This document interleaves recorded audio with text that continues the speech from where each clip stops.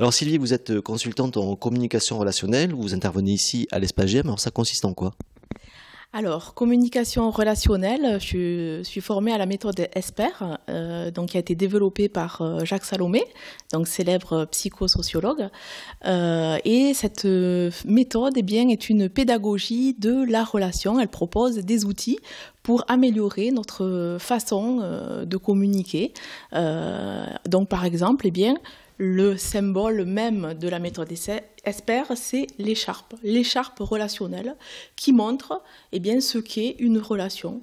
Dans une relation, eh bien, nous ne sommes pas deux, mais nous sommes trois, moi, l'autre et la relation. Et ce qui va être important, c'est de vraiment entretenir cette relation. Se conscientiser, voilà, qu'est-ce que je fais passer dans cette relation. Il y a une différence entre s'exprimer et communiquer. Qu'est-ce que je mets en commun? Qu'est-ce que je fais passer dans cette relation? Ensuite, elle propose eh bien, quelques règles d'hygiène relationnelle, puisque en fait, pour prendre soin de notre corps, eh bien, on a appris à se laver les dents, à se prendre la douche, avoir une bonne hygiène de vie.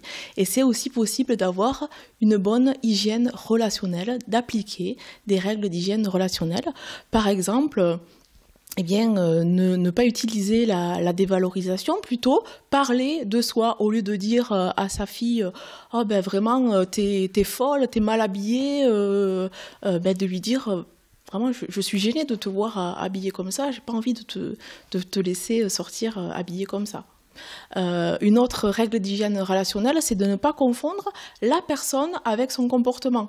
Voilà, mon mari laisse traîner ses chaussettes partout, ça m'énerve et je le confonds avec son comportement. Non, faire la différence, faire un pas de côté, ne pas le confondre, lui et son comportement, et je peux lui parler à lui de son comportement et je reste dans le relationnel et non plus dans le réactionnel. Donc vraiment, c'est une méthode passionnante, très intéressante, qui permet d'améliorer vraiment concrètement la relation avec nos proches, nos enfants, notre conjoint, mais également la relation à soi. Aller nettoyer notre relation à soi. Et vraiment, c'est une méthode qui a changé ma vie extraordinaire, que je conseille à tout le monde.